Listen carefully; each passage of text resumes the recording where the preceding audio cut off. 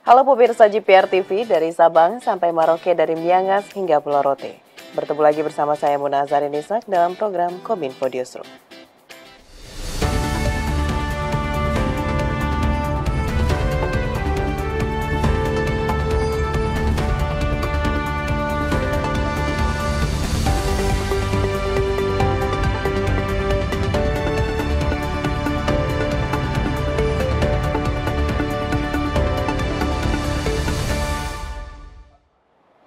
Pemirsa, kita ke informasi pertama. Presiden Joko Widodo mengakui bahwa pembangunan Ibu Kota Nusantara baru akan selesai sekitar 15% pada peringatan HUT ke-79 Republik Indonesia pada 17 Agustus mendatang.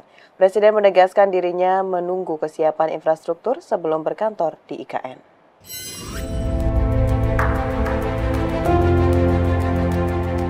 Dalam keterangan pers sebelum bertolak ke Abu Dhabi, Presiden Joko Widodo mengatakan kemajuan atau progres pembangunan di Ibu Kota Nusantara Kalimantan Timur mundur dari target awal karena hujan deras. Mundurnya pembangunan juga menyebabkan rencana Presiden untuk berkantor di IKN yang diagendakan mulai Juli ini tertunda. Meski demikian, Presiden menilai hal ini wajar dalam pekerjaan proyek besar. Ia meminta semua pihak tak berekspektasi keseluruhan pembangunan akan selesai pada peringatan HUT RI ke-79 digelar di IKN. Pasalnya, pembangunan ibu kota adalah proyek jangka panjang yang bisa memakan waktu 15 hingga 20 tahun. Kemarin memang targetnya kan Juli, tetapi coba lihat IKN minggunya tiap hari hujan terus banget. Jadi memang pekerjaan banyak yang mundur dan itu biasa dalam proyek besar. Dan IKN ini kan bukan dibangun 2 tahun, 3 tahun ini. Lebih lanjut, Presiden mengakui IKN masih butuh investasi dan ini yang terus dikejar oleh pemerintah setelah merampungkan kawasan inti pemerintahan yang 100% menggunakan dana APBN. Kita ingin memang OIKN, otoritas IKN itu betul-betul diberikan kewenangan untuk menarik investasi yang sebesar-besarnya, baik investasi dalam negeri maupun investasi luar negeri. Karena yang dibangun dari APBN itu hanya kawasan inti, yaitu kawasan pemerintahan. Yang lainnya itu kita berharap kepada investasi, kepada investor baik dalam maupun luar negeri. Pemirsa, dalam mewujudkan Indonesia Emas 2045, zakat dipercaya dapat menjadi salah satu solusi untuk mengurangi kemiskinan dan meningkatkan kesejahteraan masyarakat di tanah air. Untuk itu, Wakil Presiden Ma'ruf Amin meminta penyaluran zakat harus tepat sasaran guna membantu meningkatkan taraf hidup orang yang tidak mampu. Pemerintah dengan dukungan dari segenap elemen bangsa terus berupaya mewujudkan visi Indonesia Emas 2045, yaitu negara yang maju, makmur, dan berkelanjutan.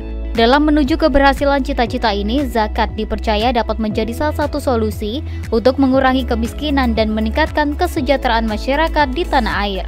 Untuk itu, Wakil Presiden Ma'ruf Amin mendorong adanya langkah-langkah strategis dalam tata kelola dan regulasi penyaluran zakat. Hal ini dilakukan agar penyaluran zakat tepat sasaran dan mampu menjawab dinamika kebutuhan masyarakat.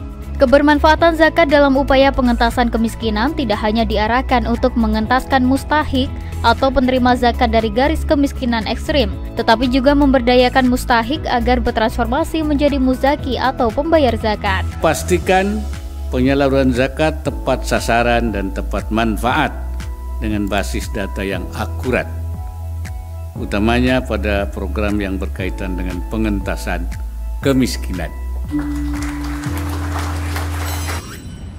Kita ke informasi lainnya, pemirsa. Dalam rangka meningkatkan public awareness dan public engagement dalam membangun ketahanan nasional, Badan Nasional Penanggulangan Terorisme membentuk Paguyuban Anti Teror Indonesia sebagai referensi bagi para pihak yang berkontribusi dalam upaya pencegahan terorisme di Indonesia.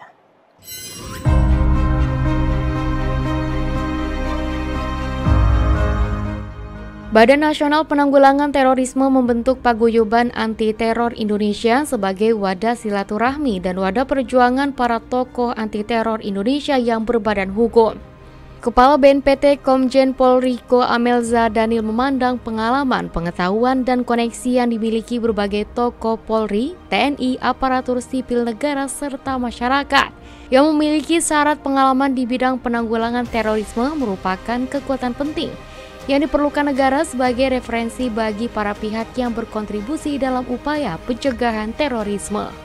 Maka dari itu, dalam kesempatan tersebut dilaksanakan pengukuhan perwakilan pembina, pengurus, dan anggota PATI yang diharapkan dapat mendukung dan memperkuat pelaksanaan strategi serta kebijakan nasional penanggulangan terorisme di Indonesia. Menteri Koordinator Bidang Politik, Hukum, dan Keamanan Hadi Cahyanto juga turut mengapresiasi upaya BNPT dalam menanggulangi upaya aksi terorisme melalui Paguyuban Anti Teror Indonesia yang diharapkan dapat berkontribusi aktif dalam mendukung BNPT untuk mengatasi ancaman terorisme.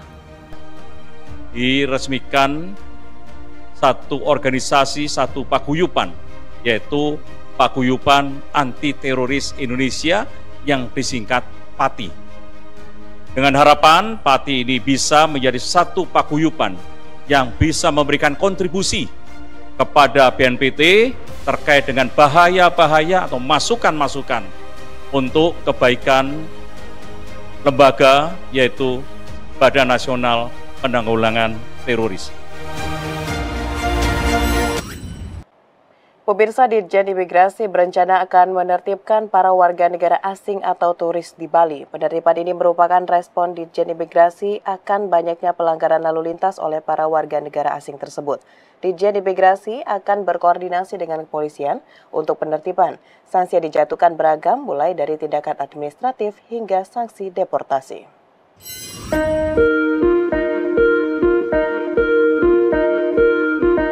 Banyaknya turis asing yang berulah dalam berkendara di sejumlah area wisata di Bali, Ditjen Imigrasi dan Kepolisian merespon dengan rencana menggelar razia gabungan.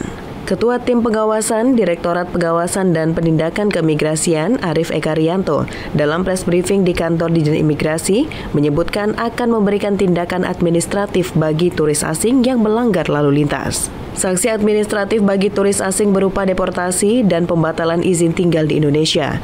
Meski belum disebut kapan razia gabungan akan digelar, namun razia gabungan Ditjen Imigrasi dan Kepolisian akan diberi nama Sandi Operasi Bali Becik. Pemirsa, usai jeda pariwara, kami akan kembali dengan informasi lainnya. Tetaplah bersama Kominfo Newsroom.